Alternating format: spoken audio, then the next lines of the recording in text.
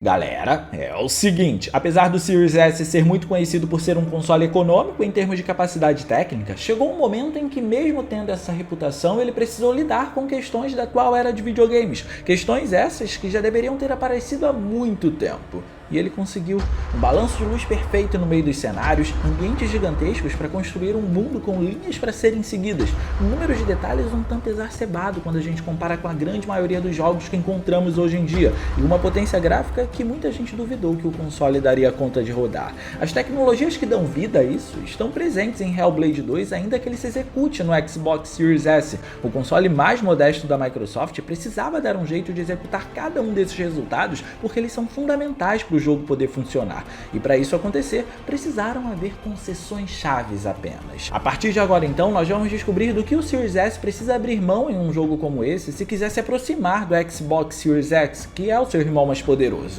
E a gente vai ver que os resultados podem ser muito positivos em qualquer um dos dois, dependendo de qual seja a sua exigência de jogatina. E eu preciso te falar que agora você também pode ter um Xbox Series X desse, porque agora ficou muito mais fácil de você conseguir o seu. Inclusive com o Series S também não é diferente. Isso porque hoje a Forte Game está por aqui com algumas vantagens. E eu vou te mostrar elas. No pagamento à vista você ganha um desconto que melhora o preço do seu produto para facilitar a sua compra, mas você também pode optar por parcelar o seu produto em até 12 vezes para não pesar no bolso. E o melhor de tudo é que seu console vai chegar super rápido na sua casa porque tem frete expresso gratuito e você não paga nada mais por isso. E olha, não é exagero, já tem um monte de gente aproveitando todas as facilidades da Forte Games. A galera que compra recebe o produto lacrado super rápido e, claro, com muita segurança, porque a Forte Games usa o Mercado Pago para proteger o seu dinheiro. Então a loja só recebe o pagamento depois que você já está com o seu produto. Para quem é ansioso assim como eu, não precisa se preocupar. No WhatsApp tem gente dedicada em te atender do começo até o fim do processo. Quando seu produto é enviado, você recebe inclusive uma foto dele com o código de postagem. Então pode comprar na Forte Games sem medo. Lá tem muita facilidade e segurança. Link no comentário fixado e na descrição. Não é uma novidade que o Xbox Series S precisou ser limitado para se adequar à menor proposta de preço e de público dele. Limitações essas que podem impactar de diferentes formas de acordo com o quão pesado o jogo for. Quem compra o Xbox Series S sabe exatamente o que vai comprar. Mas o que a gente não fala é que existem limites seletivos. Normalmente esses limites seletivos são escolhidos pelos desenvolvedores para tentar equilibrar as coisas. Assim, ao invés de trazer uma redução drástica em cada parte do jogo, esferas específicas são selecionadas dentro do desenvolvimento na tentativa de manter os principais recursos do game. E em Hellblade 2 é mais ou menos isso que acontece. A maior polêmica desse jogo no Series S é que a resolução nativa dele roda com cerca de 640p. E eu acho importante a gente tirar isso logo do nosso caminho, porque tem muito mais coisa positiva do que negativa para falar quando a gente relaciona esse jogo com o limite do Series S. Para começar, considerando que nos jogos, na parte horizontal da tela, geralmente temos 1920 pixels e na parte vertical 1080 para termos uma resolução em Full HD, Hellblade 2 quebra esse protocolo porque ele traz letterboxes, que basicamente são as faixas pretas que comem um pouco do espaço que você tem disponível na sua TV, porque elas ficam posicionadas tanto na parte superior como também na parte inferior. Isso faz com que na parte horizontal, por ser uma tela menor para ser renderizada agora, ao invés do jogo ter 1920 pixels, ele tem cerca de 1540, fazendo com que a resolução ao todo gire em torno de 1540 por 640 pixels na verdade. Um valor que, diga-se de passagem, pode descer ou subir, porque esse é um jogo que usa resolução dinâmica, mas a média costuma ser em torno disso. No entanto, essa redução ou a própria redução de 1080 para 640p não aconteceu apenas por conta dessas tarjas. Pelo menos não apenas. Aqui houve de fato uma redução nessa parte da contagem de pixels para o jogo conseguir trazer o padrão visual que ele traz enquanto se executa com estabilidade na performance de 30 quadros por segundo,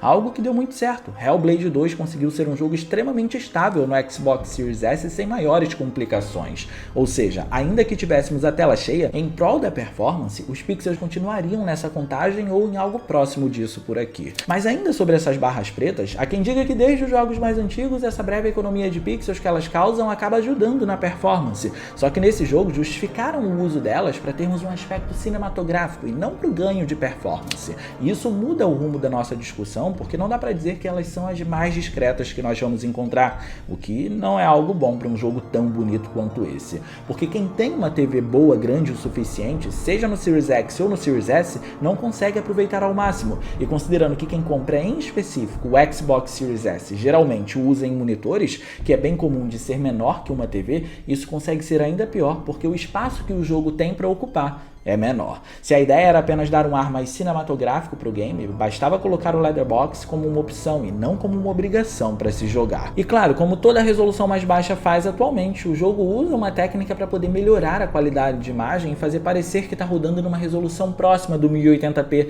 e nesse caso aqui, Hellblade 2 usa uma técnica temporal. E se você estiver parado no cenário, até funciona. O problema é quando você está em constante movimento e reparando nos detalhes. É comum técnicas temporais apresentarem artefatos quando você movimenta a câmera, porque ela considera sempre os quadros anteriores para fazer a reconstrução dos quadros futuros. Então, enquanto você está mexendo, a técnica está fazendo o papel dela de pegar a imagem anterior para poder reconstruir os pixels futuros com base nela. Ao invés da técnica temporal, talvez o uso do FSR2 para reconstruir a imagem resolvesse esse tipo de problema. Só que o curioso e o que eu estou mais ansioso para comentar por aqui é que a maior dificuldade de reconstruir a imagem que Hellblade 2 tem é o que torna esse jogo tão incrível na qualidade técnica dele. Apesar da baixa resolução, Hellblade 2 é um verdadeiro teste para o console da Microsoft. Quando digo que reconstruir a imagem dele é um problema e que é isso que valoriza o Series S, tô querendo dizer para vocês que esse jogo, mesmo rodando numa plataforma mais modesta, tem muita coisa em tela. E quanto mais elementos em tela a gente encontrar, mais pixels em cena são necessários para poder destacar cada um deles. Por isso a resolução faz diferença em um jogo assim. A quantidade de detalhes granulares por aqui é um tanto absurda justamente pelo uso da Unreal Engine 5. É incrível olhar para todos os lados do cenário, mesmo rodando o jogo no Series S, e conseguir ver as imperfeições naturais do ambiente. Tudo é muito realista. Mas olha, não era para ser assim, pelo menos não nessa escala. De acordo com os desenvolvedores da Ninja Theory, a empresa que fez o jogo, até a demonstração em que vimos Senua enfrentando o Troll enquanto corria pelo grande campo de batalha, a gente ainda estava vendo o jogo sendo feito pela Unreal Engine 4. E foi então, depois que a Unreal Engine 5 veio, que eles migraram para a atualização do motor. Com a Unreal 5 em mãos, eles começaram a testar todas as possibilidades e querer usar todas as técnicas que ela proporciona ao mesmo tempo, mas se deram conta de que por limitações de hardware, isso não seria possível. E é nesse ponto que eu acho que o Series S se destaca, porque envolve limitação de hardware e bastante tecnologia na construção do game. De início, não sabiam se usariam o Lumen para iluminação em tempo real, mas usaram. Depois, não sabiam se o Nanite para construir a geometria entraria em cena, mas entrou.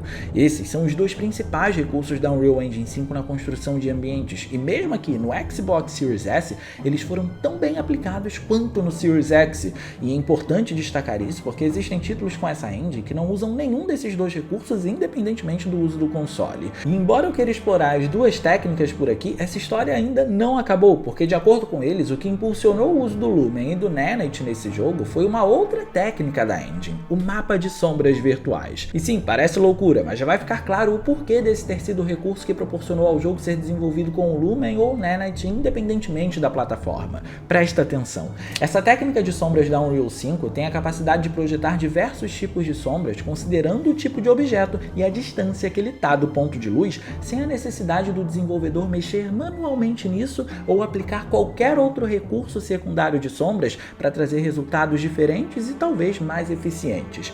Ou seja, isso quer dizer que até os menores objetos aqui podem ter sombras, da mesma forma que a maneira como a sombra vai se comportar, podendo ser mais dura ou ter bordas mais difusas, só depende da posição do foco de luz, e é um trabalho praticamente automatizado. Então eu acho que vocês já entenderam por que essa técnica fez com que os desenvolvedores usassem os outros recursos, né? É simples, ela iria valorizar todos eles e diminuir em uma certa instância o trabalho manual. Com isso, os cenários de Hellblade 2 têm uma geometria densa. Por cada corredor que você passa, o número de elementos, como pedras em cenários rochosos ou de vegetação na parte mais florestal, é absurdo. E quando as transições para outros ambientes acontecem, esse mesmo número de detalhes continua sendo mantido sem qualquer tipo de pop-in ou depreciação na qualidade. Não importa a distância que você está até o próximo cenário chegar enquanto a transição está acontecendo, os elementos vão estar lá. O cenário vai mudar pelos céus avançando para a próxima área e quando chegar chegarmos na região pretendida, todo o local já vai estar construído com cada elemento ambiental, sem qualquer tipo de problema. Para trazer o Nanite, a Ninja Theory destacou que a base do realismo e até mesmo da própria quantidade de elementos no cenário estão muito associados à fotogrametria. Então eles escanearam as áreas da vida real e os detalhes presentes nelas, transportaram para o motor gráfico e o Nanite fez o resto na hora de dar vida a tudo isso. E como o sistema de sombras virtuais está aplicado por aqui, cada mísera pedra que está presente no cenário com esse sistema também recebe sombras. Por isso que esse efeito despertou o interesse nas outras técnicas. Faria sentido dar vida a algo assim, porque agora você não precisa se preocupar em sombrear manualmente cada mísera pedra que está presente no cenário. Existe uma tecnologia que fica responsável por isso. Então, quando a gente pensa que até os pequenos elementos têm sombreamento, é só parar para pensar em como todos esses detalhes sombreados juntos conseguem contribuir para a cena. E agora, isso é possível graças a toda a tecnologia de iluminação. Mas de uma forma mais generalista, existe um outro grande nome que a Unreal Engine 5 traz para cá, que é o Lumen. É muito comum associar o Lumen a como a luz se comporta no cenário depois que ela atinge determinada superfície. Sabe aquela áurea branca que ronda os cenários, por exemplo? Então, essa suposta áurea só se torna mais perceptível porque temos a luz sendo rebatida em uma parte e logo em seguida podemos ver ela se espalhando, dando um tom mais branco para o cenário. Essa é uma das esferas da iluminação global e é um dos itens que mais proporciona realismo em qualquer jogo quando é bem aplicado. Por isso que normalmente quando o Lumen é mencionado em qualquer lugar, associam a técnica a isso. E Hellblade 2 tem muito disso e o Series S consegue trazer sem maiores problemas. Para ser bem honesto, a única coisa que o Lumen não consegue trazer pro Series S especificamente é o reflexo através de Ray Tracing, que encontramos no Series X. Nessa versão, o jogo se foca só no espaçamento de tela para reflexos. Mas já sabemos que o Series S não tem a responsabilidade de trazer tudo do Series X, e como as superfícies que trazem reflexos no game são apenas as superfícies da água, o efeito de água aqui é tão bonito, com ondas que se quebram nas praias realisticamente, que a gente nem repara nesse tipo de coisa. Só que eu diria que é quando a noite toma conta da narrativa que o Lumen realmente impressiona. Renderizar cenários noturnos é muito difícil no mundo dos games, porque precisa existir um equilíbrio em como o jogo vai escurecer a cena, o que ele vai deixar iluminado e como ele vai continuar mostrando os detalhes tentando manter esse equilíbrio. Geralmente isso faz com que os períodos noturnos acabem ficando artificiais nos jogos, mas não é isso que acontece por aqui em Hellblade 2 com o uso do Lumen. Sim, a escuridão muda completamente o padrão de luz do local, fazendo com que as sombras ou a própria iluminação global se comportem de maneira diferente a como estavam se comportando nos períodos diurnos. Mas quando a luz do fogo entra em ação, é que a gente vê o quão longe o Lumen pode ir. Nesse jogo, o fogo cria um outro padrão de luz para a cena, um padrão de luz que varia de acordo com a proximidade que determinada superfície está dele, realçando cada elemento geométrico. Senua, por exemplo, na batalha contra o Troll, está tão perto das chamas que o padrão de luz que acontece ali faz parecer que essas chamas vão te atingir. A imersão do efeito é tanta que é quase como se você conseguisse sentir o calor que está naquele ambiente. Mas por outro lado, em superfícies mais distantes, o clarão é muito mais dissipado e por isso tem uma intensidade bem diferente. Hellblade 2 consegue usar o Lumen muito bem para esse tipo de tarefa. Vão existir áreas em que você vai se sentir imerso na escuridão e enxergando muito pouco, quase nada do que está na sua frente. Também vão existir áreas que o uso da iluminação global vai controlar sutilmente essa escuridão graças a uma fonte de luz que está muito distante. A gente é capaz de notar essa luz se dissipando no local de maneira discreta até chegar onde ela não alcança mais, destacando todos os detalhes pertinentes da geometria,